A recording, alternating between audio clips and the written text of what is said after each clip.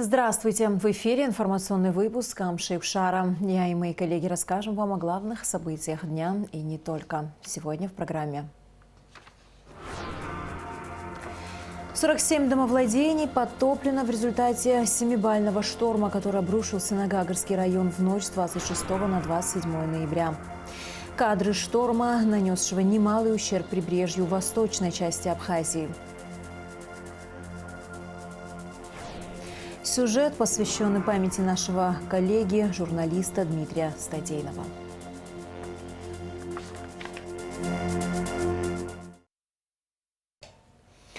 47 домовладений подтоплено в результате стихии в Гагарском районе. В результате 7-бального шторма, который обрушился на район в ночь с 26 на 27 ноября, в Гагре подтоплены 32 дома, в Пицунде 8, в селе Аллахадзе 7.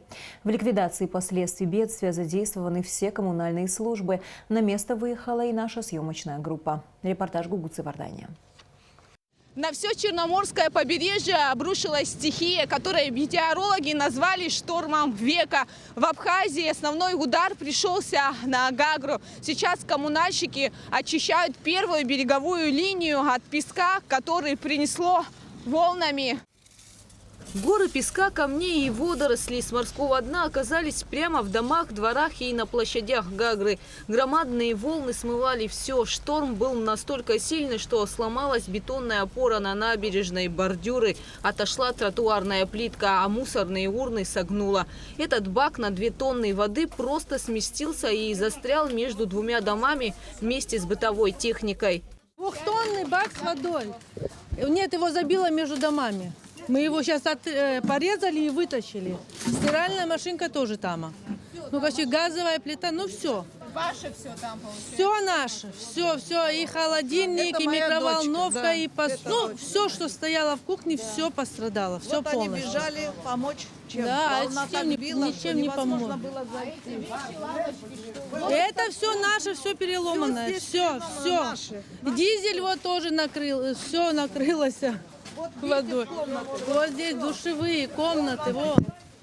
Смотрите, здесь комната была. Все пробило. Все через крышу. Все пробило.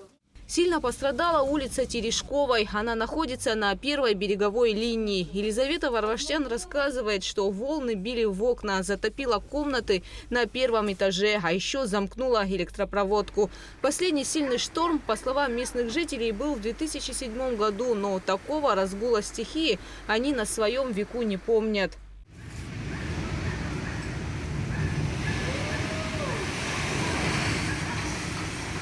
И вот благополучно она сейчас зайдет сюда. Вот видите? И во двор пошла.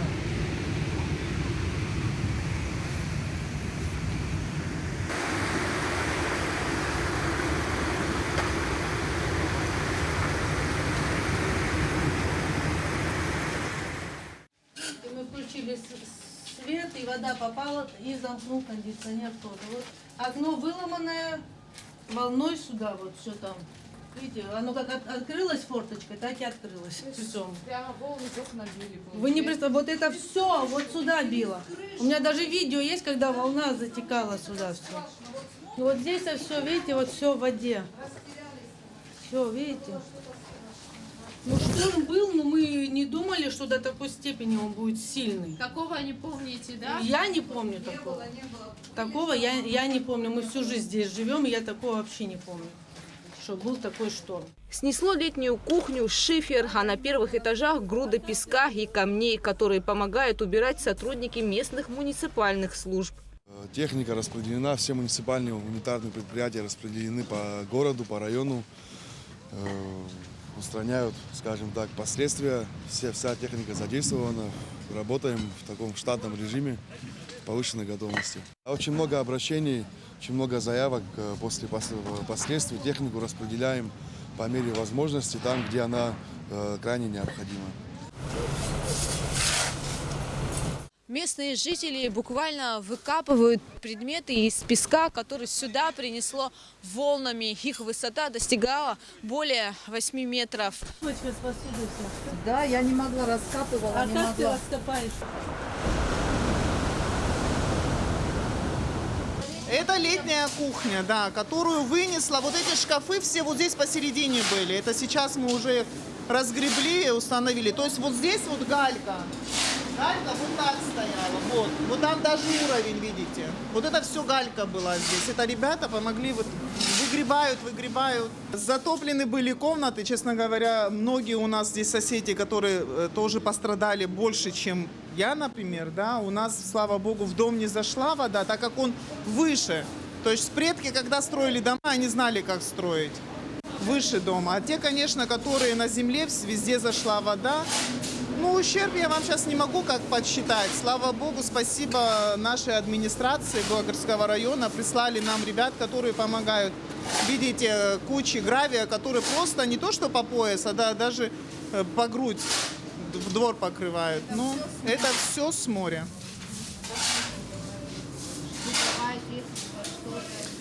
Ну, бытовая техника. Единственное, что смогли спасти, стиральную машинку. Холодильники плавали. Вот один холодильник вообще вода унесла, хотя он вот здесь стоял. Все заведения на набережной буквально смыло волной из-за чрезмерной близости к морю. Это кафе-бар «Абхазия». Здесь на днях должна была состояться свадьба. Ой, Господи.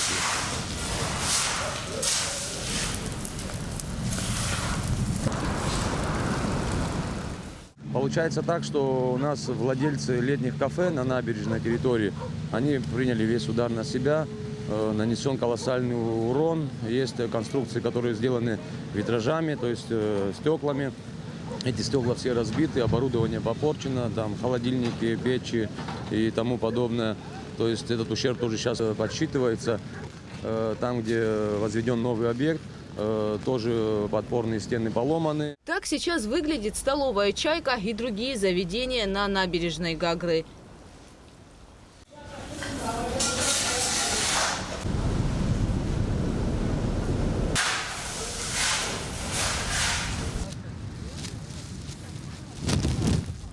Чтобы устранить последствия стихии, уже второй день без отдыха в ливень работают коммунальщики.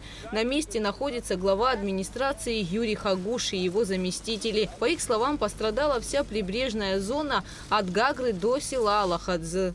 Все ведется в штатном режиме, все службы выведены, все работают. Привлекли также жителей Гагры, которым не безразлична судьба города, тоже участвуют активно, помогают нам. После вчерашнего шторма волнами набросало здесь песок, волны до дороги доходили. То есть шторм был действительно большой, давно такого шторма Гагра не видела. Ну, по чуть-чуть будем справляться с последствиями стихии. У нас сейчас самое главное запустить водовод наш, потому что вчера затопило насосную станцию на втором подъеме Репруа. Там тоже сейчас производятся работы, воду откачали, моторы разобрали и начали просушивать это все. Кроме того, в некоторых районах города до сих пор нет электричества. Пострадала улица Абазга. Электричества нету в кое-каких домах, подвалы которых были затоплены и залиты щитовые. Сегодня уже вода ушла, где-то откачали, где-то она сама убыла. Будем включать. Я думаю, что к вечеру везде будет свет уже точно. Пострадали также здания районной милиции и парк принца Альденбургского. В данный момент работы ведутся на всех пострадавших участках Гагарского района. Гугут Савардания, Инал Гвинже, Абхазское телевидение. Премьер-министр Александр Анкваб обсудил с руководством МЧС, Черноморэнерго, администрации города Сухума и Гагарского района вопросы, связанные с последствиями разрушительной стихии. Как сообщил начальник Гагарской электростанции Аслан Айба, в Гагре электроснабжение практически восстановлено, за исключением 2 многоквартирных домов. Работы на этом участке станут возможными после отвода воды. По информации руководства Гагарского района, необходимо будет заменить несколько водонасосных агрегатов. По словам главы Сухума Беслана Эшба, в столице незначительно пострадали несколько домовладений в микрорайоне Маяк. Александр Анкваб поручил информировать его о ходе проводимых работ. Шторм нанес ущерб и прибрежью в восточной части республики. Наша съемочная группа выехала в Гулрипский район и побывала на нескольких объектах. Как сообщили в администрации района, о серьезном ущербе говорить не приходится. Вместе с тем создана комиссия по ликвидации последствий стихии. Как и обещали синоптики, на Черноморское побережье обрушился шторм века. Пострадало прибрежье Абхазии, более в западной части и менее в восточной. Синоптики обещают, что непогода отступит в этот четверг, но шторм не сдает позиции. Кадры не передают всей мощи неутихающих волн, друг за другом разбиваясь о берег, вселяют страх и одновременно восхищение к красоте и силе природы, против которой нет преград. Дому семьи Габуния, расположенного на прибрежной территории Агудзыры, стихия нанесла незначительный ущерб. Морские волны залили двор, оставив за собой камни и толстый слой песка. Хозяйка Сандра Габуния рассказывает, что о штормовом предупреждении им было известно, но мало верилось, что морские волны доберутся до их дома. С морем их разделяет расстояние более 150 метров. На участке есть и крутая возвышенность. Свет был почти все время. У нас только ночью не было, утром дали, и вот, слава богу, свет и напряжение неплохое, не моргает. Так что грех нам жаловаться. Все хорошо, лишь бы сейчас выгрести немножко, надеюсь, что не будет больше такого шторма. Жильцы соседних домов тоже не жалуются. Заняты уборкой территории, говорят, что последствия могли быть хуже. Благодаря этому сложенному из морских камней забору с усиленным фундаментом морские волны заливали дворы уже с наименьшей силой. К большому сожалению, таким везением могут похвастаться немногие. Пострадали обустроенные уличной мебелью дворы, напрочь смыло или засыпало песком насаждения во дворах. Смыло заборы, течение принесло бетонные элементы, а искореженные лодки и небольшие прогулочные катера выбросило на берег. Стихия нанесла ущерб почти всей прибрежной территории Гулрипского района. В основном это села Мачара, поселок Агудзыра, село Уарча, где был нанесен такой наиболее урон. Были повалены в районе 6 деревьев, которые мы своими силами сумели уже убрать. Нанесено очень много мусора, песка, глины. В поселке Агудзыра даже море принесло контейнер, который перевозится сухогрузами. Потом будем думать тоже, что с ним делать. Наверное, подключим технику соответствующую для того, чтобы привести в порядок. К счастью, такого ущерба домовладениям стихия не нанесла, но тем не менее у нас в районе 2 дома в селе Уарча и 2 дома в поселке Агудзыра по улице Курортная, которые пострадали от шторма. К счастью, должен сказать, в этот раз все обошлось. Домостроения остались целыми, кровли на месте. Вот только эти 4 дома, которые у нас реально пострадали. На момент съемок мы не застали сотрудников коммунальных служб.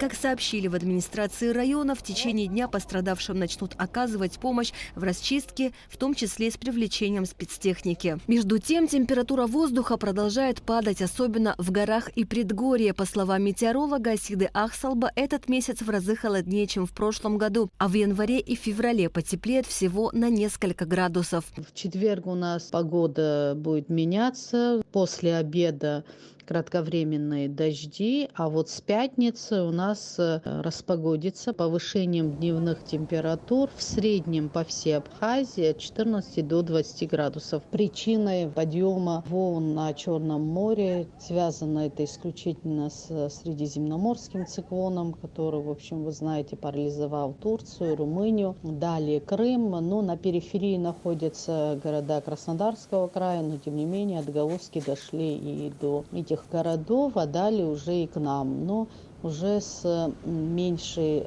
ударной силой. Всему происходящему есть научное объяснение. По словам Ахсалба, увеличение температуры Тихого океана влияет на климатическое настроение. Вместе с тем метеоролог отметила, что нынешнюю погоду прогнозировали еще летом, ведь температура морской воды показала рекордное значение – 29 градусов тепла. И зимой столкновение воздушных холодных масс со все еще теплым морем также влечет климатические последствия. Во всяком случае, человек за многие века своего существования не извлек главного урока. Не стоит недооценивать силу природы, которая порой непредсказуема и дает суровые уроки. Метеоролог Асида Ахсалба подчеркнула, что строения должны быть расположены не ближе 1 километра от моря. Возможно, тогда стихия прошла бы безболезненно. Асида Малия, Рамо Камкия, Абхазское телевидение.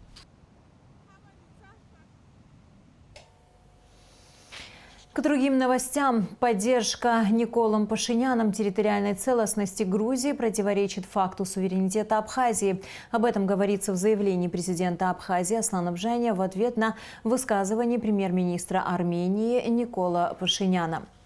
Сегодняшнее руководство Республики Армения под влиянием Запада делает заявления, которые противоречат избранному народом Республики Абхазия пути реализации права на развитие в качестве независимого государства, отмечается в заявлении главы государства.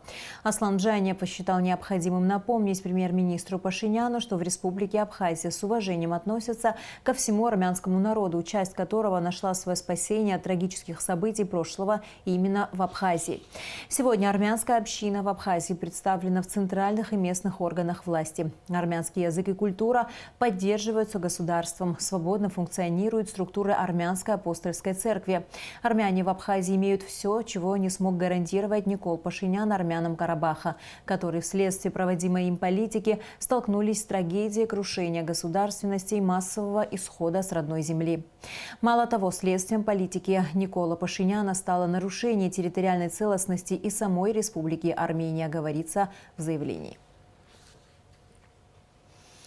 Депутаты Народного собрания Абхазии Ашот Минасян, Галус Трапезанян, Эрик Рштуни и Левон Галустян также выступили с заявлением в связи со словами премьер-министра Армении Никола Пашиняна об однозначной поддержке единства и государственности Грузии. Факт исчезновения Карабаха с политической карты мира всецело заслуга официального Еревана, сделавшего все для сворачивания идеи строительства суверенной Нагорно-Карабахской республики. Напомним, что за ее создание сложили головы десятки тысяч человек, говорится в заявлении депутатов Абхазии. Авторы заявления расценивают слова Пашиняна как демарш в отношении их родины Республики Абхазия. Армения, конечно, может поддерживать территориальную целостность Грузии, но вот суверенная Республика Абхазия к ней не имеет никакого отношения. Уже 30 лет наш многонациональный народ строит свое государство. И в отличие от Пашиняна, в Абхазии нет политиков, которые выбор народа поставили бы под сомнение и одним росчерком пера ликвидировали бы страну, которая завоевана кровью сынов и дочерей, говорится в заявлении депутатов. Следующий сюжет посвящен памяти нашего коллеги, журналиста Дмитрия Статейнова. Журналистское сообщество с болью восприняло новость об его кончине. Талантливый режиссер, корреспондент РИА Новости, исполнительный директор культурного фонда «Платформа» Дмитрий Статейнов пользовался заслуженным авторитетом среди коллег, был профессионалом своего дела. Репортаж Рады Чичава. Дмитрия Статейнова не стало 24 ноября. Он скоропостижно скончался, находясь в рабочей поездке в Ростове-на-Дону, где совместно с российскими соотечественниками из Абхазии принимал участие в 5-м международном патриотическом форуме «Миротворчество поколений в исторической памяти российского государства». И, пожалуй, данный факт говорит о Дмитрии Статейнове лучше многих. Помимо весьма успешной журналистской работы, он вел активную общественную деятельность и искренне всей душой любил свое дело – был хорошим другом и человеком. Познакомились мы с ним здесь, в Сухуме. Это было начало 10-х годов. Он был, скажем так, человеком, который выделялся не только физически, но и интеллектуально. С ним всегда было приятно пообщаться, подискутировать. А порой у нас очень, скажем так, острые полемики были. Любили с ним спорить, где-то в чем-то соглашались, где-то нет. Каждый доказывал свою правоту. Но это было интересно, это было именно вот по-хорошему, по-дружески. Это было приятно. Но видно было, что человек очень образованный, с широким кругозором. И, в общем-то, несмотря на разницу где-то во взглядах, мы делали одно общее дело. С Димой мы знакомы уже более 10 лет. Я его знаю еще с тех пор, как он пришел работать на радио «Сома», совсем молодым парнем. Я, честно говоря, никогда не знала, что он не местный. Я совершенно недавно узнала, что он из Красноярского края. Я была удивлена, потому что он Абхазию изучил и знает больше, чем я, которая здесь родилась. Это говорит о том, что он очень полюбил наш край, очень любил нашу историю. Он очень трепетно относился ко всему, что относится к нашей Отечественной войне народа Абхазии, потому что его супруг и отец погиб на этой войне. И Он был очень близким нам и очень теплым, душевным человеком. Не просто коллегой, но и другом. Дмитрий Статейнов был, как рассказала Анжела Кучуберия, в первую очередь настоящим профессионалом своего дела, мастером пера и в действительности талантливым журналистом.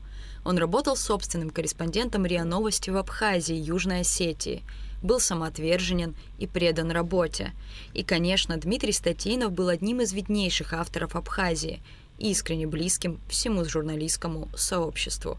Как журналиста тоже я могу его охарактеризовать как профессионала. Он никогда не придерживался какой-то конкретной стороны. У него всегда был баланс. То есть это говорит о том, что он был профессионалом своего дела. Дмитрий Статейнов, как рассказывают близкие друзья и коллеги, был по-настоящему неравнодушным человеком, искренне сопереживающим и заинтересованным. Он был автором военно-патриотического проекта «Кавказский фронт», посвященного 80-летию битвы за Кавказ. В декабре 2021 года проект был представлен на Международном военно-историческом форуме Минобороны России. Статейнов также снял несколько документальных фильмов, посвященных событиям Великой Отечественной войны на территории Абхазии, участию ее жителей в войне и участникам Отечественной войны народа Абхазии.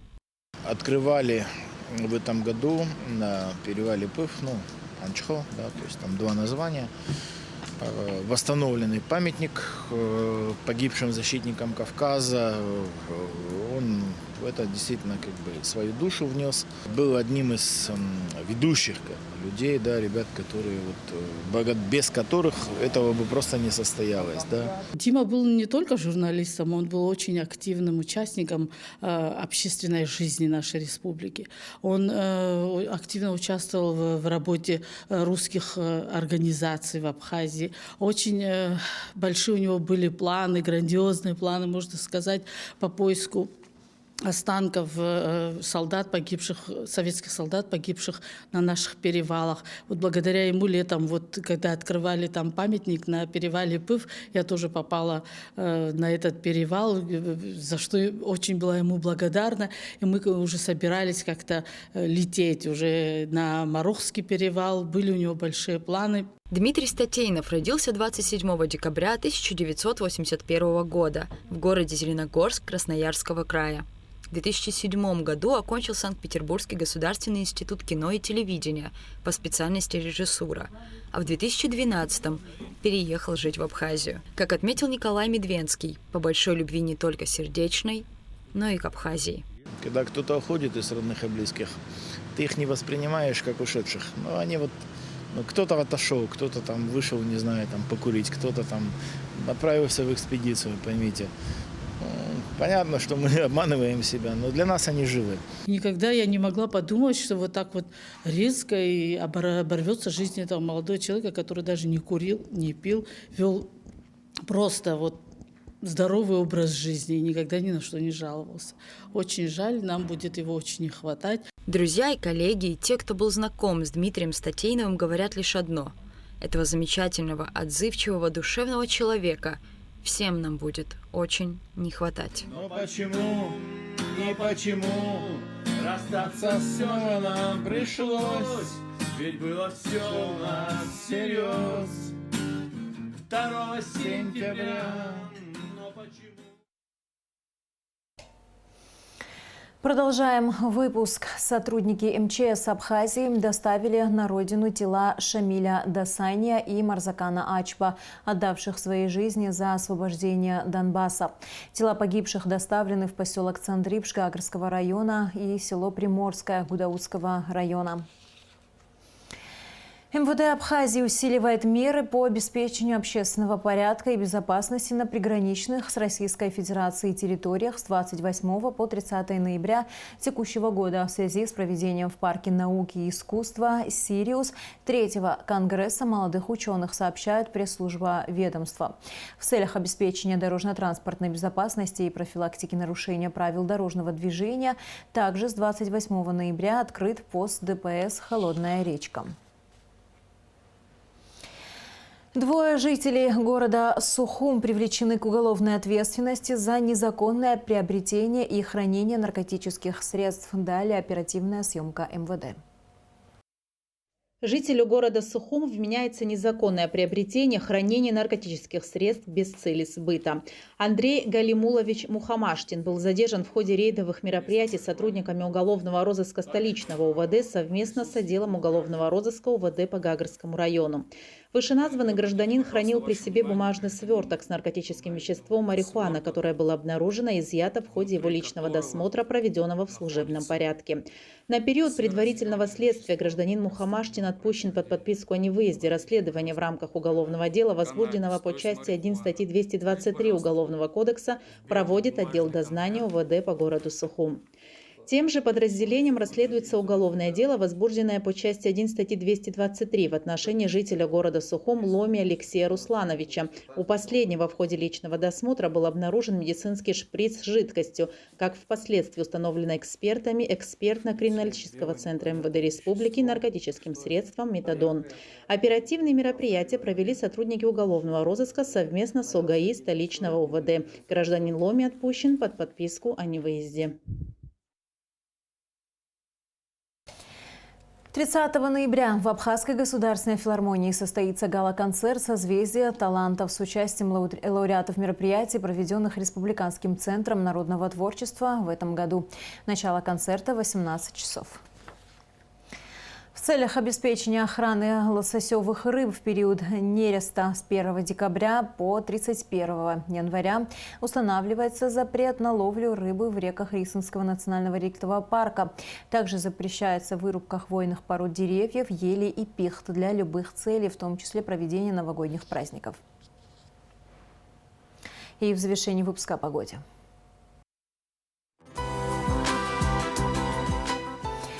По сообщению Гидрометцентра, в среду 29 ноября на территории Абхазии ожидается облачная погода с прояснениями. Днем без осадков, местами в конце дня возможен слабый дождь, в предгорьях и горах снег. Температура воздуха ночью минус 1,4, днем 7-12 градусов, температура морской воды 15 градусов. На этом наш выпуск завершен. До скорых встреч в эфире.